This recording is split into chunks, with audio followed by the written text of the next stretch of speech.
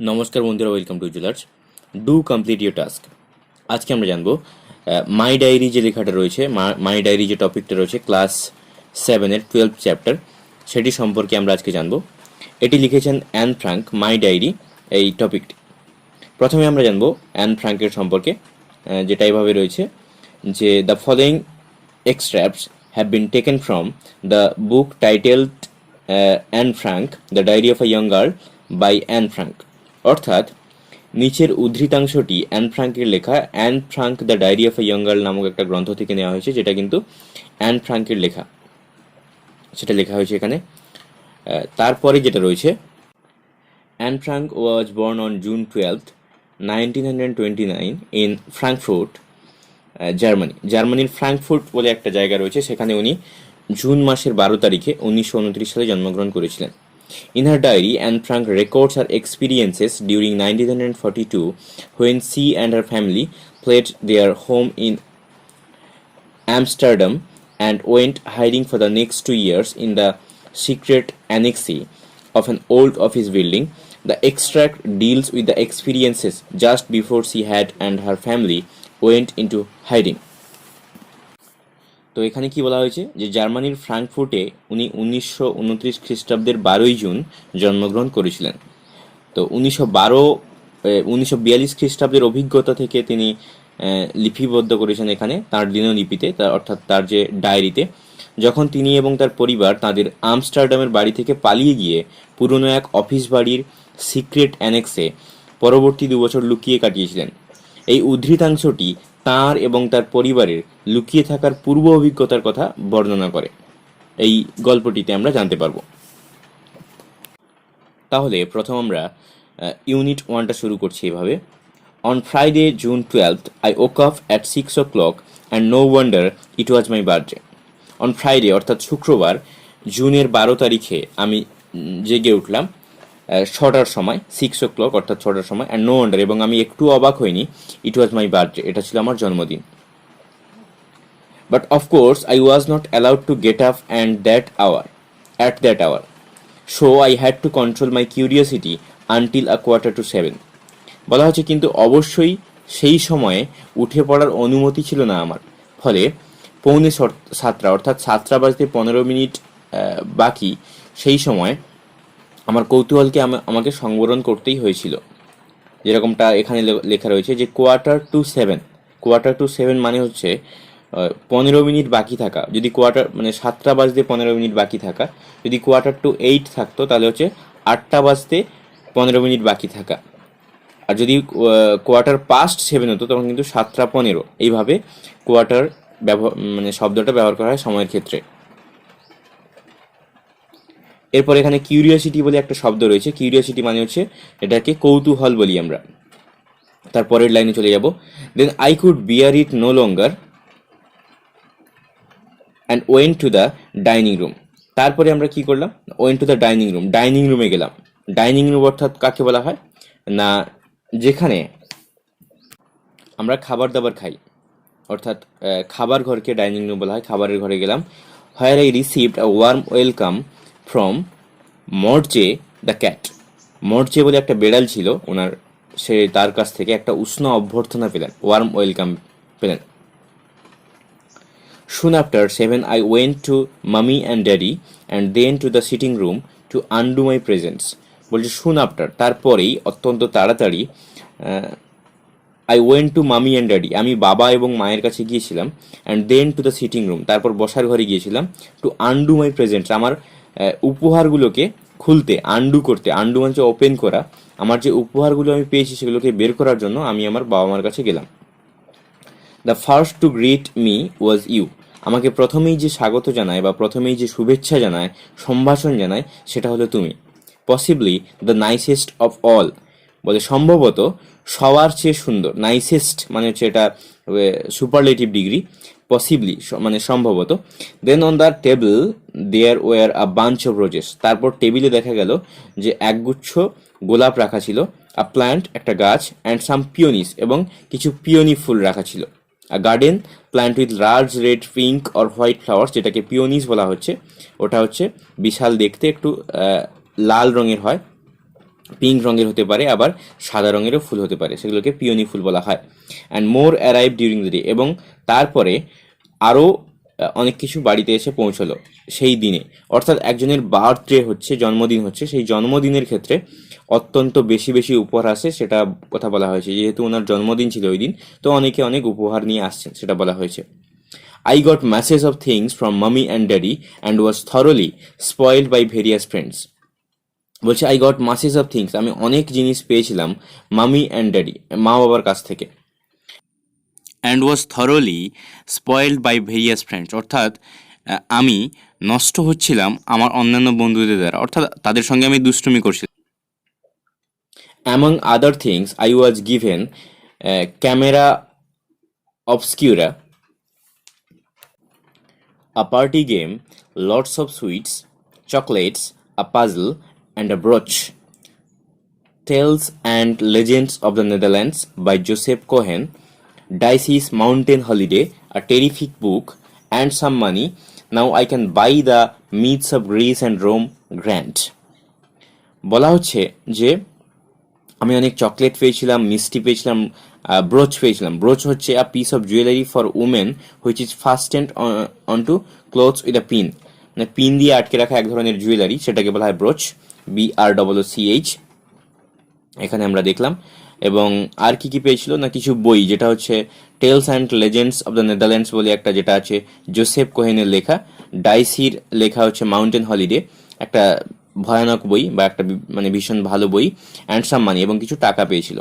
তারপরে উনি বলছেন যে now I can buy the myths of Greece and Rome, বলছে এখন আমি Greece and Rome, the myths of Greece and Rome যে বইটা রয়েছে সেটা আমি কিনতে পারবো। গ্র্যান্ড মানে বিশাল একটা ভালো ব্যাপার ঘটলো, সেটা উনি বলেছেন, দারুণ ব্যাপার। তারপর যেটা রয়েছে, then Lies called for me and we went to school. Then Lies called, তারপরে লাইজ আমাকে ডাকে। লাইজ এখানে কিন্তু মিথ্যে কথা কিংবা শুয়ে থাকা নয়, এটা যেহেতু একটা প্রপার নাউন তাই এখানে বড় হাতের লেখা রয়েছে। তো লাইজ আমাকে ডাকলো স্কুলে যাওয়ার জন্য, for me and we went to school, এবং আমরা স্কুলে গিয়েছিলাম। During the recess I treated every one to sweet biscuits and then we had to go back to our lessons. এবার বলছে যে বিরতির মধ্যে, ডিউরিং দ্য রেসেস, রেসেস মানে হচ্ছে বিরতি বা আ period of free time between classes at school, মানে একটা ফ্রি সময়, যেটা হচ্ছে দুটো ক্লাসের মাঝখানে হতে পারে, তিনটে ক্লাসের মাঝখানে হতে পারে, যে ফাঁকা সময়টা থাকে সেটাকে বলা হয় রেসেস। তো সেই ফাঁকা সময় বা টিফিন টাইমে আমরা কি করলাম না, আই ট্রিটেড এভরি ওয়ান, প্রত্যেককে আমি ট্রিট দিলাম, প্রত্যেককে আমি খাওয়ালাম সুইট বিস্কিট মানে মিষ্টি বিস্কুট। তারপরে and then we had to go back our to our lesson, তারপর আমাদেরকে পড়াশোনার জন্য যেতে হয়েছিল, আমাদেরকে আমাদের পড়াশোনায় ফিরে যেতে হয়েছিল। না ওই মাস্ট অফ, এখন আমাকে থামতেই হবে। বাই বাই, সবাইকে বিদায়। We are going to be great pulse, আমরা একটা দারুণ বন্ধু হতে যাচ্ছি, বা আমরা দারুণ একটা বন্ধু হব, এটা বলা হয়েছে। তাহলে ইউনিট 1টা আমরা শেষ করলাম, এবার আমরা চলে যাব ইউনিট 2তে। আচ্ছা, আরও একটা কথা বলা হয়নি আগে, যেটা হচ্ছে ইউনিট 1-এর যে অংশটা, এটা হচ্ছে 14th জুন 1942, দিনটা ছিল সানডে, সেই দিনে এটা লেখা হয়েছিল এবং সেই তারিখটা রয়েছে। এবং ইউনিট 2তে আমরা দেখব যে মানডেতে লেখা হয়েছে 15th জুন 1942, মানে 1942 15th জুনে কী কী ঘটনা ঘটেছিল সেটা নিয়ে ইউনিট 2টা মূলত লেখা হয়েছে। বলা হচ্ছে I had my birthday party on Sunday afternoon, আমার যে জন্মদিনের যে পার্টিটা ছিল সেটা রবিবার বিকেলে, বিকেলে। We showed a film the light house keeper which my school friends thoroughly enjoyed. বলছে আমরা একটা সিনেমা দেখিয়েছিলাম বা আমরা একটা চলচ্চিত্র দেখিয়েছিলাম, যেটার নাম হচ্ছে the light house keeper. The light house keeper বলে একটা সিনেমা দেখিয়েছিলাম, যেটা আমার বন্ধুরা অত্যন্ত উপভোগ করেছিল। মাই স্কুল ফ্রেন্ডস, আমার যে সহপাঠীরা ছিল স্কুলের, তারা অত্যন্ত উপভোগ করেছিল। We had a lovely time, আমাদের সুন্দর একটা সময় ছিল তখন। There are lots of girls and boys, সেখানে অনেক মেয়েরা ছিল এবং ছেলেরা ছিল। লটস অফ মানে হচ্ছে অনেক, গার্লস মানে মেয়েরা, অ্যান্ড বয়েজ মানে ছেলেরা। For years Lies Goosens and Sanne Houtman have been my best friend. এবার বলা হচ্ছে অনেক বছর ধরে বা কয়েক বছর ধরে লাইজ গুসেন্স, অর্থাৎ লাইজ যে আমরা নাম শুনেছিলাম তার টাইটেল হচ্ছে গুসেন্স, অ্যান্ড শন হাউটম্যান যে ছিল তার হচ্ছে প্রিয় বন্ধু ছিল আর কি। তারপরে কি রয়েছে যে since then I have got to know Jopie de Waal at the Jewish secondary school. বলা হয়েছে যে সেই থেকে জেসি সেকেন্ডারি স্কুলে আমাদের পরিচয় হয় জোফি ডে ওয়ালের সঙ্গে। জোফি ডে ওয়াল বলে একজন ছিলেন, তিনি তার সঙ্গে একটা পরিচয় হয়েছিল। We are together a lot and she is now my best friend. তাহলে ওই জোসি ডে ওয়াল যে ছিলেন তিনি তারপরে তার বেস্ট ফ্রেন্ড হন আর কি। উই আর টুগেদার, আমরা এখন একসঙ্গে, অ্যান্ড আমাদের সবাই এখন best friend. Lies is more friendly with another girl. Lies কিন্তু আরেকটু বেশি বন্ধুত্বপূর্ণ অন্য একটা মেয়ের সঙ্গে। অ্যান্ড সানি বা শান বলতে পারি আমরা, শোন যেভাবে উচ্চারণ করতে পারি একটা নাম, এটা SANNE, স্যানি বলি আমরা। তো Sanne goes to different school, Sanne একটা আলাদা স্কুলে যায়। Where she has made new friend, সেখানে নতুন বন্ধু তৈরি করে সে। Where she has made new friend, যেখানে সে নতুন বন্ধুদেরকে তৈরি করে। এটা আমরা ইউনিট 2টা পড়ে শেষ করলাম। তাহলে এখানে আমরা দেখলাম কি যে একটা এই পার্টিটা হচ্ছিল রবিবার বিকেলবেলা, যেখানে একটা সিনেমা দেখানো হয়েছিল the light house keeper.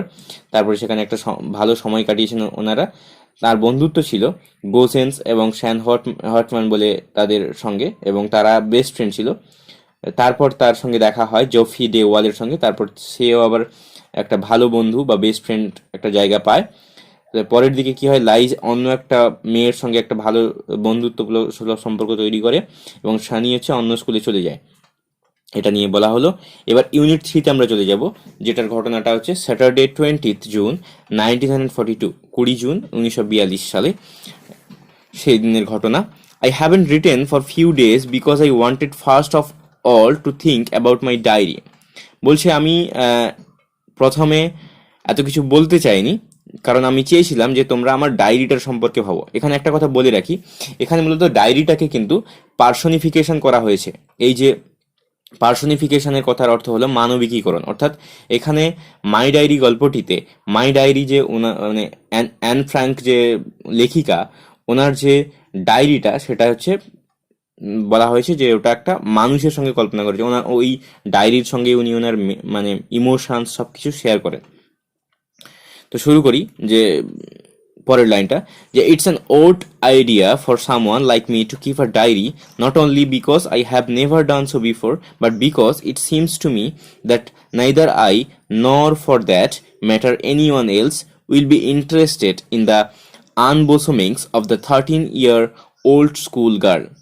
It's an old idea for someone like me to keep a diary, অর্থাৎ এটা একটা অদ্ভুত ব্যাপার যে আমার মতো একজনের কাছে একটা ডায়েরি থাকা। Not only because I have never done so before, যে এটা এরকম নয় যে এটা আমি আগে কখনো করিনি, বাট বিকজ কিন্তু কারণ, ইট seems to me that neither I, এটা আমার কাছে দেখায় যে কেবলমাত্র আমিই নয়, নর for that matter anyone else, বলছে এটা আমার কাছে কিংবা অন্য কারোর কাছে কোনো কিছু ম্যাটার করে না। Will be interested the unbosomings of a 13-year-old school girl, যে এরকমটা মনে হয় না যে কারোর আগ্রহ থাকতে পারে আমার মতো একটা 13 বছরের মেয়ের অনুভূতির ক্ষেত্রে। আনবোসামিংস মানে হচ্ছে অনুভূতি বলতে পারি আমরা, যে আমার মতো একটা 13 বছরের মেয়ের অনুভূতির ক্ষেত্রে কারোর ইন্টারেস্ট থাকতে পারে সেরকমটা মনে হয় না। Still what does that matter, বলছে ঠিক আছে, তাতে কি হয়েছে।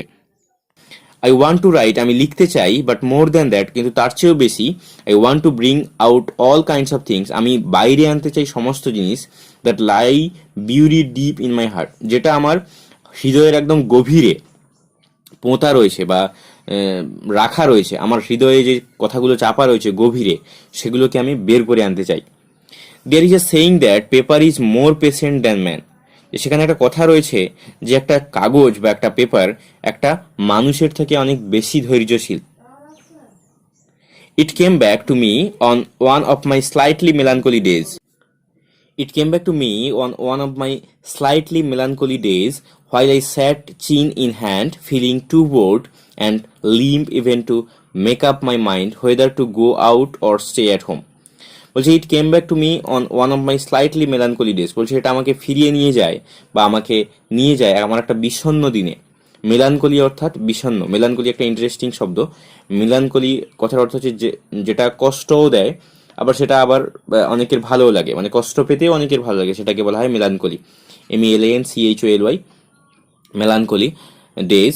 হোয়াইল আই স্যাট চিন ইন হ্যান্ড, যেখানে আমি আমার গালে হাত দিয়ে বসে থাকতাম, ফিলিং টু বোর্ড, মানে অত্যন্ত বোর অনুভব করে, অত্যন্ত বীতশ্রদ্ধ হয়ে, নিস্তেজ হয়ে, যে even to make up even to make up my mind, আমার মনটাকে প্রস্তুত করবার জন্য, whether to go out or stay at home, মানে বাড়ির বাইরে যাব নাকি ভেতরে থাকবো সেটাকে প্রস্তুত করার জন্য।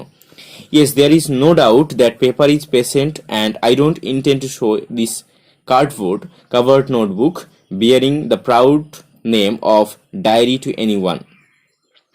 বলছে যে হ্যাঁ, যে ঠিকই, কোনো সন্দেহ নেই যে কাগজ একটা ধৈর্যশীল আর গর্বিত। এই যে ডায়েরি নামধারী কার্ডবোর্ড দিয়ে মোড়া নোটবুকটা আমি কাউকে দেখাতে চাই না। যেটা বলা হয়েছে যে the proud name of diary to any one, কাউকে দেখাতে চাই না। Don't intent to show, show মানে হচ্ছে দেখানো, ডোন্ট ইন্টেন্ট মানে না চাওয়া, যেটা যে আমার কোনো কাউকে দেখানোর সেরকম একটা ইচ্ছে নেই। Unless I find a real friend, boy or girl, probably nobody cares. বলে যতক্ষণ না আমি একটা ভালো বন্ধুকে খুঁজে পাচ্ছি, সেটা ছেলে হতে পারে কিংবা মেয়ে হতে পারে, কেউ এটাতে মাথা ঘামায় না বা কেউ মাথা ঘামাবে না। And now I came to the root of the matter, এখন আমি একদম বিষয়ের প্রধান জায়গায় এসে পৌঁছেছি, বা হচ্ছে মানে আমি ডায়েরির যে লেখার কারণটা সেটা আমি খুঁজে পেয়েছি। The reason for my starting a diary, আমার ডায়েরি লেখার যে কারণটা সেটা আমি খুঁজে পেয়েছি। It is that I have no such real friend, এটা সত্যি যে আমার সত্যিকারের কোনো বন্ধু নেই এখানে। এতক্ষণ ধরে উনি ওনার বেস্ট ফ্রেন্ডের কথা বললেন বা অনেক বন্ধুর কথা বললেন, এখন উনি বলছেন যে ওনার সেই অর্থে কোনো বন্ধু নেই। উনি মনে করেন যে কেউ সেই অর্থে তার বন্ধু হতে পারেনি। তারপরে বলা হয়েছে যে let me put it clearly, since no one would believe that a girl of 13 feels herself quite alone in the world, nor is it so. বলছে let me put it clearly, বলছে এটা আমাকে একটুখানি পরিষ্কার করে বলতে দাও যে since no one would believe that, যে কেউ বিশ্বাস করবে না যে girl of 13 feels herself quite alone, বলছে একটা 13 বছরের মেয়ে নিজেকে একাকী বোধ করছে ইন দ্য ওয়ার্ল্ড, এই পৃথিবীতে। নর ইজ ইট সো, এটা একেবারেই এরকমটা নয় বা ব্যাপারটা এরকম নয়। নর ইজ ইট সো মানে হচ্ছে ব্যাপারটা এরকম নয়। I have darling parents and a sister of 16, বলছে আমার দারুণ বাবা মা রয়েছেন, প্যারেন্টস মানে হচ্ছে পিতা মাতা, অ্যান্ড আ সিস্টার অফ 16 এবং 16 বছরের একটা বোন রয়েছে। I know about 30 people whom one might call friends, আমি প্রায় 30 জনকে চিনি যাদেরকে বন্ধু বলে ডাকা যেতে পারে বা যাদেরকে বন্ধু বলা হয়। I have relations, aunts and uncles who are darlings too. A good home. বলছে আই হ্যাভ রিলেশনস, আমার সম্পর্ক রয়েছে অনেক জনের সঙ্গে, যেমন হচ্ছে আন্টস মানে হচ্ছে কাকিমা, আঙ্কেলস মানে হচ্ছে কাকু, হু আর ডার্লিংস টু, তারাও অত্যন্ত সুন্দর বা তারাও অত্যন্ত আনন্দিত, তারা আমার প্রিয়। Whom one a good home, একটা সুন্দর বাড়ি রয়েছে। No I don't seem to lack anything, no I don't seem to lack anything, বলছে না আমি কোনো কিছুর অভাব এখানে বোধ করছি না, বা আমি কোনো কিছুর অভাব বলছি না যে আমার কোনো কিছুর অভাব রয়েছে, আমার সেটা মনে হয় না যে আমার কোনো কিছুর অভাব রয়েছে। But it's the same with all my friends, কিন্তু এটা একই রকম আমার অন্যান্য বন্ধুদের সঙ্গে, just fun and joking, nothing more, মানে শুধুমাত্র মজা এবং আনন্দ করা, তার চেয়ে বেশি কিছু নয়। I can never bring myself to talk of anything outside the common round. বলছে যে আমি গতানুগতিক বৃত্তের বাইরে কখনোই কোনো আলোচনায় নিজেকে সামিল করতে পারি না। I can never bring myself, আমি নিজেকে আনতে পারি না বা নিয়ে যেতে পারি না to talk of anything outside, মানে বাইরের কোনো কথোপকথনের ক্ষেত্রে, দ্য কমন রাউন্ড, মানে যে সমস্ত কথোপকথন চলে তার মধ্যে আমি নিজেকে সামিল করতে পারি না, নিজেকে নিয়ে যেতে পারি না। We don't seem to be able to get any closer, that is the root of the trouble. বলছে এখানে যে আমরা আরো ঘনিষ্ঠ হতে পারছি বলে মনে হয় না, মুশকিলটা সেখানেই। ইট ইজ দ্য ট্রাবল, বলছে এখানে যে we don't seem to be able to get any closer, that is the root of the trouble, সমস্যার কারণ। পারহ্যাপস আই ল্যাক কনফিডেন্স, মনে হয় যে আমি আমার কনফিডেন্স হারিয়ে ফেলছি, আত্মবিশ্বাসটা হারিয়ে ফেলেছি, আত্মবিশ্বাসের আমার অভাব রয়েছে। বাট এনিওয়ে, কিন্তু যাই হোক, there it is a stubborn fact and I don't seem to be able to do anything about it. বলছে বাট এনিওয়ে, কিন্তু যাই হোক, there is a stubborn fact, সেখানে একটা জেদি, একটা দৃঢ় সত্য রয়েছে। And I don't seem to be able to do anything about it, এবং এ ব্যাপারে আমি আর কিছু করতে পারবো বলে মনে হয় না, এরকমটা দেখাচ্ছে না যে আমি আর কিছু করতে পারবো। হেন্স দিস ডায়েরি, এখন এই ডায়েরি, অতএব এই diary, in order to enhance in my mind's eye the picture of the friend for whom I have waited so long, I don't want to set down a series of bald facts in a diary like most people do, but I want this diary itself to be my friend, and I shall call my friend Kitty. বলছে hints this diary, যদিও অতএব এই ডায়েরিটি যেটা রয়েছে, in order to enhance in my mind's eye the picture of the friend for whom I have waited so long, বলছে যে বন্ধুর জন্য আমি এতকাল অপেক্ষা করেছি, আমার মনের চোখে তার ছবি আরো স্পষ্ট করে তোলার জন্য, I don't want to set down a series of bald facts, আমি কি করতে চাই না, যে আমি এটাতে শুধুমাত্র কিছু সোজাসাপটা তথ্য দিয়ে এটাকে লিপিবদ্ধ করতে চাই না, বা কিছু একটা বাল্ড তথ্য দিয়ে, প্লেন অ্যান্ড ক্লিয়ার মানে মানে শুষ্ক কোনো তথ্য দিয়ে এটাকে ভর্তি করতে চাই না ইন আ ডায়েরি, একটা মানে ডায়েরিতে, লাইক মোস্ট পিপল ডু, যেরকমটা অন্যান্যরা করে থাকে সেরকমভাবে আমি কিছু সাধারণ তথ্য দিয়ে এই ডায়েরিটাকে ভর্তি করতে চাই না। But I want this diary itself to be my friend, আমি চাই এই ডায়েরিটাকে আমার বন্ধু হিসেবে পেতে, and I shall call my friend Kitty, এবং আমি এই ডায়েরিটার নাম দেবো কিটি বলে একে ডাকবো, এই যে আমার ডায়েরিটা রয়েছে এটাকে আমি কিটি বলে ডাকবো। No one will grasp what I am talking about if I begin my letters to Kitty just out of the blue, so, albeit unwillingly, I will sit my sketching in brief the story of my life. But no one will grasp what I am talking about. এবার বলা হচ্ছে যে কেউ জানতে পারবে না যে আমি কি কথা বলছি, বা কেউ বুঝতে পারছে না যে আমি কি কথা বলছি, if I begin my letters to Kitty, যদি আমি আমার কিটির কাছে বা চিঠি লেখা শুরু করি, কিটির উদ্দেশ্যে যদি আমার চিঠিগুলো শুরু করি, তারপর যে তাই unwillingly I will sit by sketching in brief the story of my life, তাই আমি অনিচ্ছুকভাবে আমি বসে বসে আমার জীবনের কাহিনীর সংক্ষিপ্ত খসড়া লিখব, বা আমি জীবনের যে সংক্ষিপ্ত যে ঘটনাগুলো রয়েছে সেগুলো আমি লিখব। My father was 36 when he married my mother, who was then 25. বলছে আমার বাবা যখন বিয়ে করেন বা বিবাহিত জীবনে প্রবেশ করেন তখন তার বয়স ছিল 36 বছর, এবং মায়ের বয়স ছিল 25, অর্থাৎ 25 বছর বয়স ছিল মায়ের। My sister was born in 1926 in Frankfurt on Main. I followed on June 12th, 1929, and we emigrated to Holland in 1933, where my father was appointed managing director of Travies NV. বলছে যে আমার বোন জন্মগ্রহণ করেন 1926 সালে ফ্র্যাঙ্কফুর্ট অন মেইন বলে একটা জায়গাতে, তারপরে আমার জন্ম হয় 12 জুন 1929, 12 জুন 1929 সালের, and we emigrated to Holland in 1933। Emigrated কথাটার অর্থ হচ্ছে to leave a country permanently and to settle in to another country, অর্থাৎ একটা দেশ থেকে যখন আমরা অন্য দেশে পারমানেন্টলি স্থানান্তর করি, অর্থাৎ এক দেশ থেকে অন্য দেশে চলে যাই, সেটাকে এমিগ্রেট করা বলে। এমিগ্রেটেড অর্থাৎ আমরা তারপরে ওখান থেকে ট্রান্সফার করে বা ওখান থেকে আমরা হল্যান্ডে চলে গিয়েছিলাম, যেখানে আমার বাবাকে ম্যানেজিং ডিরেক্টর হিসেবে রাখা হয়েছিল। ট্রেভিস এনবি বলে একটা জায়গা বা একটা কোম্পানি বা একটা অর্গানাইজেশন বলতে পারি, সেখানে উনি একটা পরিচালন অধিকর্তা হিসেবে নিযুক্ত হন। তারপর যে প্যারাটা রয়েছে, the rest of our family however felt the full impact of Hitler's anti Jewish laws, so life was filled with anxiety. বলা হচ্ছে যে the rest of our family, আমাদের পরিবারের অন্যান্য যারা রয়েছেন, অন্যান্য যে বাকিরা রয়েছেন, বাকিরা যদিও কি হয়েছে না ফেল্ট মানে অনুভব করেন the full impact of Hitler anti Jewish laws, হিটলারের যে ইহুদি বিরোধী নীতি ছিল সেই নীতিটাকে ফলো করতেন। So life was filled with anxiety, তাই জীবন অত্যন্ত ঘাত প্রতিঘাতের মধ্য দিয়ে যেত, অ্যাংজাইটির মধ্য দিয়ে যেত। In 1938 my two uncles, my mother's brothers অর্থাৎ মায়ের ভাই অর্থাৎ মামা, এখানে ম্যাটার্নাল আঙ্কেল বলতে পারি আমরা, যে 1938 সালে আমার দুজন মামা, মায়ের ভাই অর্থাৎ মামা, এসকেপ টু দ্য ইউএসএ, তারা ইউএসএতে পালিয়ে যান। মাই old grand mother came to us, অর্থাৎ আমার যে বয়স্ক ঠাকুমা ছিলেন, বয়স্কা ঠাকুমা, উনি আমাদের কাছে এসেছিলেন। আসেন, সি ওয়াজ দেন 73, তার বয়স ছিল তখন হচ্ছে 73, 73 বছর বয়স। গ্র্যানি ডায়েড ইন জানুয়ারি 1942, অর্থাৎ ওই যে ঠাকুমা ছিলেন, যিনি গ্র্যানি ছিলেন, উনি 1942 সালে মারা যান। No one will ever know how much she is present in my thoughts and how much I love her still.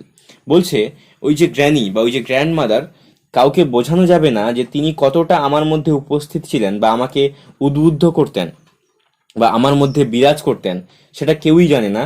In my thoughts, আমার চিন্তা ভাবনায়, আমার অনুভূতিতে, and how much I love her still, এবং তখনও আমি তাকে কতটা ভালোবাসি সেটা কাউকে বোঝানো যাবে না বা বোঝানো যেত না। In 1934 I went to school at the Montessori kindergarten and continued there, এবং 1934 সালে আমি মন্তেশ্বরী কিন্ডার গার্ডেন স্কুলে ভর্তি হই এবং সেখানে আমি আমার পড়াশোনা চালিয়ে যেতে থাকি বা আমার পড়াশোনাটাকে চালাতে যাই। It was at the end of the school year. I was in from 6B when I had to say goodbye to Mrs. K. We both wept. It was very sad. বলছে যখন স্কুল ইয়ারের শেষ হয়, আমি ছিলাম 6B তে আমি যখন ছিলাম, সেটা অত্যন্ত দুঃখজনক একটা ঘটনা ছিল। When I had to say good bye, যখন আমাকে বিদায় জানাতে হয়েছিল, টু মিসেস কে বলে একজন ছিলেন, তাকে যখন বিদায় জানাতে হয়। ইট ওয়াজ ভেরি স্যাড, এটা অত্যন্ত দুঃখিত ছিল। উই বোথ উইপড, আমরা দুজনেই অত্যন্ত কেঁদেছিলাম, আমরা দুজনেই অত্যন্ত কষ্ট পেয়েছিলাম। ইন 1941, 1941 সালে, I went with my sister Margot, আমি আমার বোনের সঙ্গে চলে যাই 1941 সালে to the Jewish secondary school বলে একটা স্কুল ছিল, সেখানে চলে যাই। She in the fourth form and I into the first, সে হচ্ছে চতুর্থ ফর্মে ছিল, ফোর্থ ফর্মে ছিল, এবং আমি ফার্স্টে ভর্তি, অর্থাৎ সে চতুর্থ শ্রেণীতে ভর্তি হয় এবং আমি প্রথম শ্রেণীতে ভর্তি হই।